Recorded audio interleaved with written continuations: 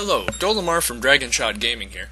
I just wanted to make a quick video, and while I say quick, I can't really say that it is quick, because looking at how long I actually have here before I start editing and cutting things out and speeding it up for you guys, I have about a 37-minute video, so hopefully I can shorten it down and actually make it quick. But I just wanted to make a quick video and show you some fun things you can do in Kerbal Space Program. First off, I wanted to make a rocket that you could create from just Tier 3 tech, and that's tech in the Research Center, which you will have to research and advance yourself if you want to do a career mode game. So here I'm taking only Tier 3 tech, and I'm going to make a lander that can land you on Minmus. That's the second moon in the Kerbal system, and hopefully bring back enough science to really advance you very quickly. So what I'm going to do is I'm going to load up my rocket. I actually created this before this video, so hopefully that's not too much of a disappointment to you guys. You don't have to sit here and watch me put together this thing piece by piece. Trust me, it probably wouldn't be very fun for you. You'd probably get bored. It takes a little while. Mostly just the developing the staging that bugs me. Kind of putting it together is fun. I actually like this stuff quite a bit. I'm in engineering, so this is kind of the stuff I like to do every day. Anyway, so here's my rocket. As you can see, we have a command module here. This is the actual lander bit. We have a science bay on it, 2 mystery goo canisters, a few batteries, a comm satellite, and just some RCS boosters, some fuel tanks, that kind of thing, some monopropellant tanks. That'll help us be a lot more maneuverable, as well as the fins will. Then looking at it a little bit more, you see that we have a lot of solid boosters here, solid fuel boosters, excuse me. These we like to put in a radial pattern, helps keep the center of gravity right in the middle. Later on you might want to use struts and things like that in order to really branch yourself out, create a lot of different cool looking spaceships, and usually they can help you a lot more too. You can get a lot more fancy staging and things like that. In the beginning it's a lot harder to do stuff like that again because you don't have those struts, and also you don't have your fuel transfer lines, which is a lot more helpful because you can use those to do what they call cauliflower staging and other things as well, which will help you really take better advantage of your fuel stores. Now we have reached our pad here. We're getting ready to fire. As you can see, we are all loaded up. We've got those solid fuel boosters ready to go. Those will help us get off the ground. Without those, something this big probably wouldn't be able to fire. Those solid fuel boosters give out so much thrust compared to their weight. You really want to include them in any starting stage for just about every rocket. Again, in the beginning, sometimes they're underutilized, mostly because they're kind of hard to control at times. They don't have any gimbal, and they can kind of get in the way. So taking off here, I noticed that I have actually had one of these solid fuel boosters break off as it was sitting on the launch pad, so that would have ended badly, and we don't want to hurt Jeb. Jebediah Kerman, he's kind of the man. We're going to save him here. We're going to go ahead and revert to launch and give this another try. So, as we load up, and there we go, ready to go. We got our awesome Dragon Shot Gaming flag going on in the background, and we're going to start it off right away this time. Okay. RCS and SAS are ready to go. Good. RCS, just to give a little background, RCS is what activates your monopropellant fuel boosters. They give just a little bit of thrust. They're really all about maneuvering. SAS is your control system for your fins and other control surfaces, and they just help you stay in the direction that you want to go. Really, our RCS does the same exact thing, just with fuel boosters and thrusters instead of, obviously, fins and aerodynamics. Alright, so far so good. Those first solid fuel boosters have broken off. We're reaching our second stage right now. The nice thing about these solid fuel boosters, combined with the rocket, or the fuel tanks that we are using, is these solid fuel boosters burn out about twice as fast as these fuel tanks. So a lot of times that kind of helps your staging. You know, you can fit 2 in before you have to bust off the whole thing. In this case, I actually made a mistake. I tried to break off both of those stages at the same time, and so what happened was, really, I kind of broke off the fuel boosters and the rockets below them when the rockets below them were still firing. That, of course, led those rockets to go through the bottom of the rest of my ship, so kind of blew some things up. Now here I'm just trying to see if these parachutes will actually allow me to land this thing safely, because I haven't done any testing with this ship yet. This was going to be my test flight, to be completely honest, but what I do here wrong is, as you can see, I've got this thing going at about 4 times speed right now. Actually, not about, it is 4 times speed. And when you do that, it creates a physical warp, basically. And so, it creates a lot more force on those parachutes than I actually would have seen had I not been on 4 times. So, just as a lesson to everyone, if you're going to be activating parachutes, it's a lot better to be at 1 times speed. You'll definitely avoid breaking them off as much. It took me a little while to figure that one out. Again, a lot of this is trial and error. But, alright, let's start this up again. We'll see what happens. Actually, I know what happens. This is going to work out perfectly. So, I have a nice takeoff here. Going up, hitting about 400 meters, 500. Now what you want to do is, as you start going up, really the most efficient way to burn up and out of the atmosphere is you want to get up to about 10,000 meters. It's at that point that you see about a 1/5 break in the atmospheric drag, and then you can really start picking up speed. And that's very important because it's at about 10,000 meters that you want to start angling yourself. And the reason you want to do this is because it allows you to create an orbital path around Kerbin instead of just going straight up into space. And that orbital path allows you to burn your fuel much more efficiently. Without doing that, you're going to use up a lot more fuel, and you're going to be a lot slower, for one, and you're going to not have as much fuel once you get to space. So it's in this way that you're able to really increase your chances of getting where you're going. And of course, with Kerbin's space program, once you leave Kerbin's atmosphere, you're really halfway to anywhere. Now, of course, if you're going to a planet with atmosphere, then you have to get out of that atmosphere, so I guess then you'd only be a quarter of the way to anywhere. But, I don't know, just something to keep in mind. I don't know why I think of these things. But anyway, we had a lot better staging that time. As you can see, we broke off that second stage without any issues, and we're on our third stage here. We've got our solid fuel booster still going, about to run out, actually. And our rockets underneath are still going strong, got lots of fuel in those. As you can see, we've reached about 20,000 meters, sorry. It's usually about there. I want to start reaching about 30 degrees.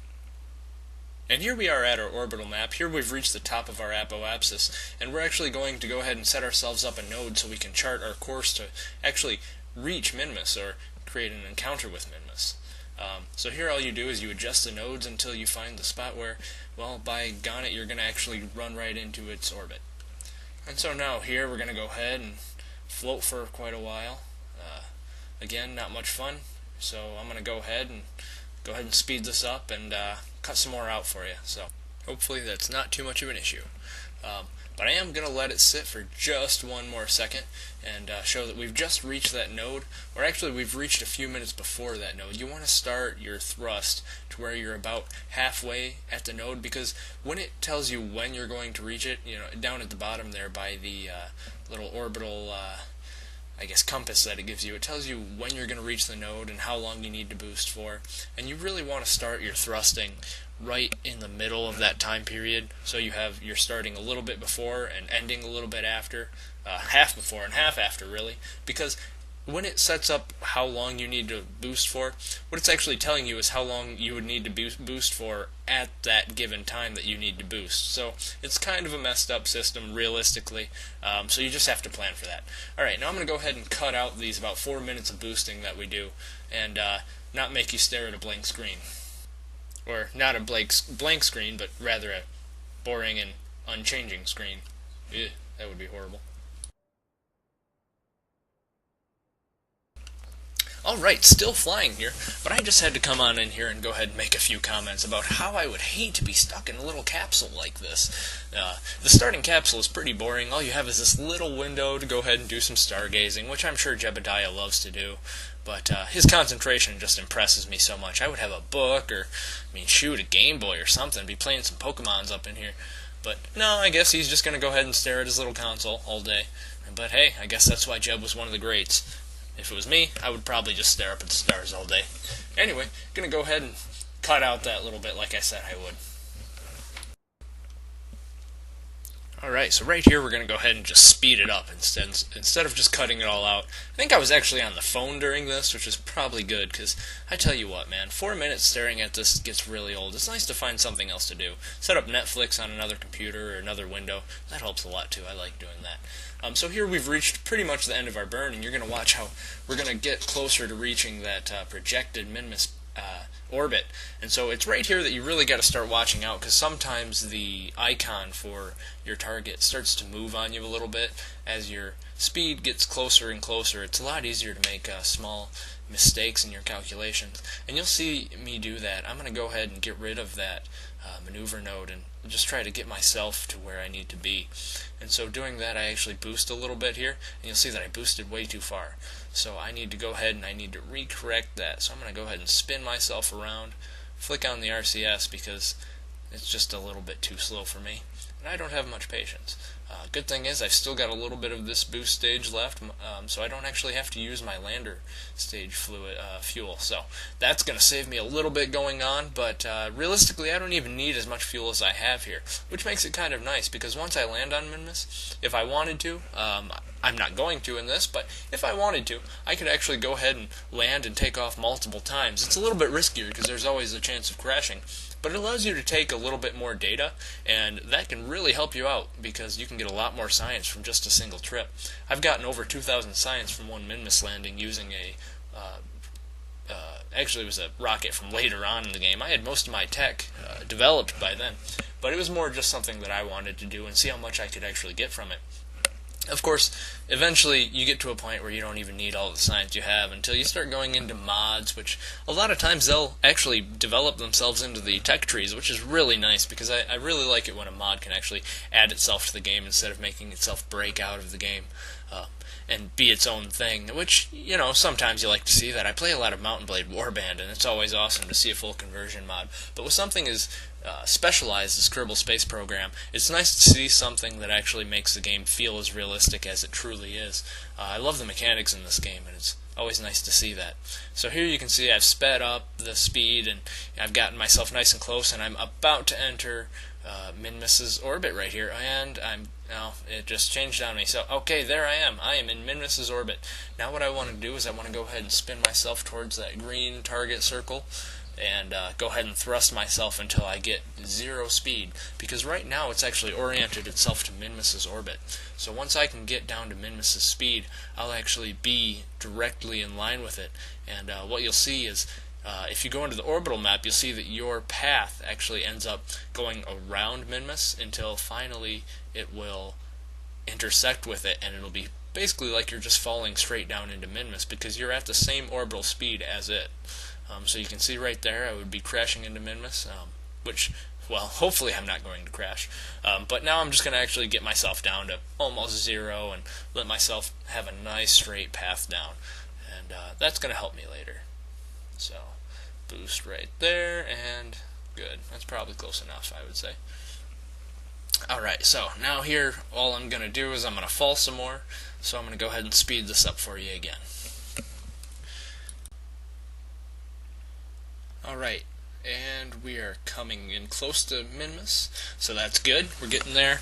You got to watch out with your time warp. Occasionally what you're going to end up doing, well, hopefully you won't end up doing, but I have done, is I've actually sped it up so fast that I've crashed right into Minmus or whatever my target may be, and that's never good because I didn't have control at that time, and I was just trying to speed it up too much, and really I just hurt myself more than saving myself time, because then I had to go through and do it all again. Hopefully I had quick saved at that time, or else it wouldn't have worked, you know. So, anyway, we're getting close again. We're at about 20,000 meters above Minmus's sea level. Not where we're in right now. We're actually coming over the mountains. I think right where I am right now, the actual elevation of these mountains is about 4,800 meters. So that's something to keep in mind as I come down on it. Alright, we're getting closer. Gonna go ahead and look out our nice spaceport window. Again, enjoy the view of the stars. And we're gonna keep an eye on our elevation. we really want to be aware of where we are as we're coming down so we know when we are going to have to stop. However, I know that I'm getting close. Once you're at 10,000 meters, it's pretty safe to say that you are going to want to start slowing down. Now, a lot of times, I actually like to slow down more around 6,000 or so. Usually at that point, depending on where you are, you're going to be able to slow down in time. However, again, I know that I can see I'm coming down on mountains, so I really want to start boosting myself and slowing myself down before I'm going to hit, obviously. So again, I'm just checking on my elevation, watching where I am, and being very careful of that. I'm keeping myself at a pretty slow pace, about 75 meters per second. I had been originally coming down at about 200 meters per second, but I had slowed myself down to the speed. Again, basically just to be safe, because I don't want to crash. Again, I could be saving myself time by going in faster and then slowing down at the last minute. And that's what a lot of people like to do, and it is the most efficient way to do it. However, as you can see, I still have a lot of fuel left in my tanks, and it doesn't take that much to get back from Minmus because of its extremely low gravity. So it's always easy to escape Minmus and get back to Kerbin without very much fuel, simply because of the low gravity of Minmus. You can escape it very easily, and because the distance away from Minmus, you're usually going about 200 to 300 meters per second when you escape Minmus, just because of how far it is away, and that's the speed of Minmus. So it's very easy to slow yourself down that much and actually come back into a Kerbin encounter, actually a Kerbin, maybe not encounter, but crash, depending on how you want to look at it. Anyway, I made a grave mistake when I was about to land here, because I was actually just looking at where my target was on the little compass that I have down there, and it looks like I'm coming in straight. However, I should have been able to see that I was coming in at a sideways angle. I was actually on the phone during this time, so with one hand here, I'm actually managing to save myself, spin myself back around. I actually get there and am able to boost up and stop myself from crashing and ruining this entire mission, which would have been horrible, because I did not quick save a single time during this. Probably should have, but I am stubborn. I wanted to do it in one go, all for you guys, for my fans. I don't really have any fans yet, so hopefully you'll be my fans knowing that. Maybe I impressed you, maybe I didn't. I don't know, but that was my goal. Anyway, Jebediah, he's pretty calm and collected still, so that's good. Jebediah knows what he's doing. He's happy to be coming down again. He sees that. He's like, alright, cool. We're going to actually make this landing. This guy didn't screw it up for me. Awesome. So now I've corrected myself, corrected my path, and I'm actually going to come in down nice and straight. So no crash landings here. Going to come in and have a nice, safe landing with my landing struts down, and perfect. That was beautiful. All right. Now we're actually going to go through here and make sure that we are activating all of our science tech that we have, collect all our data, lower ourselves down so that our ladder is closer to the ground, because what you can end up with is you could actually end up with, say, if I was on a planet with higher gravity, what could happen here is that I could go ahead and jump out, climb down, and then not be able to jump back up to my ladder rungs. So then I would be stranded on a planet with a perfectly good ship that I simply couldn't get into. And of course there's no trees around here, nothing like that. I don't know, I could probably pile up some rocks or something to make a ladder, but I guess Kerbins just aren't that smart. They're good enough to fly up and land on other planets, but they can't pile up some rocks to make it on a ship. And I don't really want to be stranded out here in Minmus. I've done it before, well, not on Minmus, but I've done it on a different planet before, so it's not fun, it's never good. Now, anytime you want to land on a new planet, or anytime you do land on a new planet, you want to put down a flag. This is actually my first landing on Minmus on this save. This is our first video with Dragon Shot Gaming that I have done for Kerbal Space Program. So, we're going to go ahead and name it Dragon Shot Minmus Landing Site. Perfect. And that should be good, so we're going to go ahead and click OK here. Don't really see a need to put any more plaque text. You really can't read it right now after you've placed it anyway. So again, we're going to collect some more science, some surface samples, a surface sample. I'm not sure what a surface sample is, but we're going to go ahead and collect some surface samples, do an EVA report, jump around a little bit because Jebediah is happy. He's lost all that weight that he wanted to lose for his New Year's Eve resolution. Plus, he's got a jetpack, and who wouldn't want to play with a jetpack, especially in nearly zero gravity? I think Minmus is actually, it's maybe 0.2 of Kerbin gravity. I'm not sure off the top of my head. I should probably look that up before I make comments like this, but really it doesn't matter. because Jebediah is having fun, and that's all that matters right now. He's going to go ahead and spin around, have a good time with the jetpack. Hey, I would too. Not going to land. Oh no. Alright, but now we've probably had enough fun on Minmus. We've done the landing, we've done the flight here, now we just have to make it back. So, as I said, good thing is we have a lot of fuel in those fuel tanks, so we should be okay. So we're going to go ahead and come back to our module, go ahead and grab onto it and climb back in. Alright, now, we're going to take another quick look at the spacecraft that got us here. It still is in good shape. We're still ready to go. We've got a lot of monopropellant left, so we have a lot of RCS booster that we can still use. Those small solar panels on the top have kept our electricity at peak condition, so we are, as I said, good to go. So we're going to go ahead and we're going to lower those struts again and give ourselves a nice base to boost off Minmus. And as I said, it's very easy to escape Minmus and very easy to get back to Kerbin. So I'm going to go ahead and save us some more time here and speed this up once more. And once again, I had originally said this was going to be a quick video, but as you can see, it's turning out not to be, so I apologize for that, and as you can see, I am trying to save time. So here we set up a nice contact with Kerbin here, and we're going to come down in a pretty nice straight pattern here. Again, watching out for those time warps. We don't want to crash into Kerbin before we make it back. We've come this far, we don't want to ruin it now. Jebediah is having fun. He's pretty much been grinning the whole way home. Who wouldn't be? You're an astronaut. Be happy. Alright, so now we're at about 600,000 feet, or sorry, not feet, meters above Kerbin's oceans here.